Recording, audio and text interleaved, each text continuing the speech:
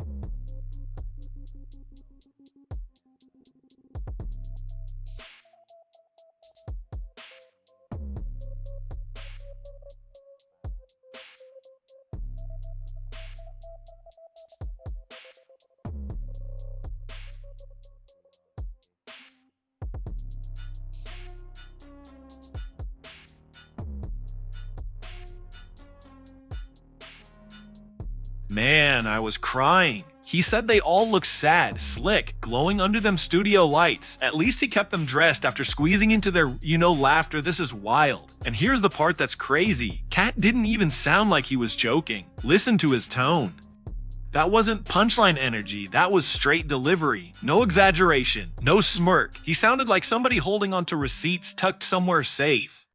all of them wearing Sean John, this and Their shoelaces were always untied. I don't know why. Bro, my stomach was hurting from laughing. Tears. When he said they couldn't even sit down after, I was done. But then I had to stop like, hold on. They've been pushing that micro-energy narrative about Diddy for years, right? So how much chaos could he really cause unless there was some backup in those rooms? Allegedly. The whole thing sounds like next level strange. A whole different type of energy. With their head out. All of them. All of them.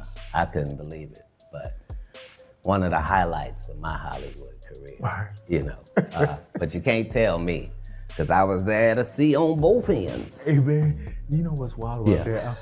I'm wondering how many people would think, oh man, these are jokes. When I be going in places, you know, heads go down. That's because you know, not because nobody else knows. You know. You know I know. You know I know you know. Sighs and gasps, man, bro. Who is it though? He go cause he names dog. I need some names, fam. You know. I know you gassed. No, I remember you saying that when you walked in, heads go down. Right. Because you can't really be mad at me because I probably been faithful too. I probably knew that this whole time about you and I didn't say nothing. You know what I mean? That gives you a certain level of gravitas as well, you know? Is that Will Smith know the story I have not told, you know? So it keeps everybody honest, you know? Eddie Murphy know what I haven't said, you see? Look in the camera and say, no, I'm Look, joking. let me explain something to you. I'm not scared to say nothing. Oh, I know Say that shit. I'll say it. No, don't say it. No. Don't say it. They can't AI farm me now. Right. Oh my. But honestly, none of this surprised me, not even a little. And that's what makes it unsettling. When Katt talks now, you can't just brush it off. After that Katt Williams Shay interview, he basically cracked the industry wide open. And what happened? A year or two later, boom. Diddy locked up. Back then it sounded like jokes. Now it's headlines. Let's be real. The industry's been accused of moving weird for decades. The dark ritual talk, the wild rumors, that's nothing new. People been hinting at it forever. I just wish more comedians had Katt's level of boldness. But if everybody's eating at the same table, who's really flipping it? The only thing that makes sense is complicity. Either you were involved or you're benefiting too much to risk speaking out. Because the second you blow that whistle, you're done. And we've seen careers disappear for way less. And it's not just Katt. Even Will Smith threw a little shade at Diddy before. He spoke up in his own way. That part doesn't get talked about enough. Bullshit. I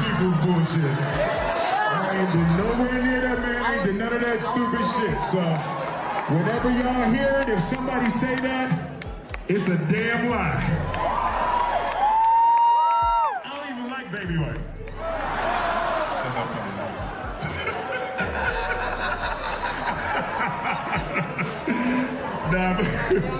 But I haven't said that publicly. I just said y'all the first time. I usually don't respond to dumbass stuff because it's like people. It's so many things people say so much stuff, but you know that one it was your memes was doing too much. Y'all was having me mad.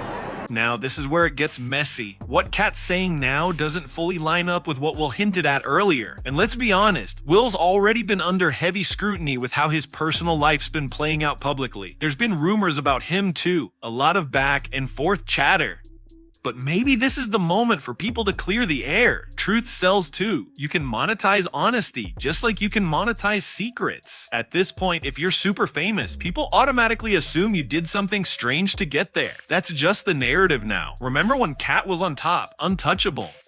Funniest man alive. Then suddenly crash, outs, crazy headlines. He's unstable stories everywhere. Looking back, the man is sharp, articulate, and calculated. They really ran a masterclass in painting him as unhinged. Now he's back, steady, and speaking with full confidence. Still, stay sharp. Even when someone sounds convincing, you don't take every word as fact. This industry runs on smoke and mirrors. Confusion is the currency, so keep your eyes open. But one thing is clear, when Katt talks now, people listen. You can't just call him crazy and move on anymore. So what's next?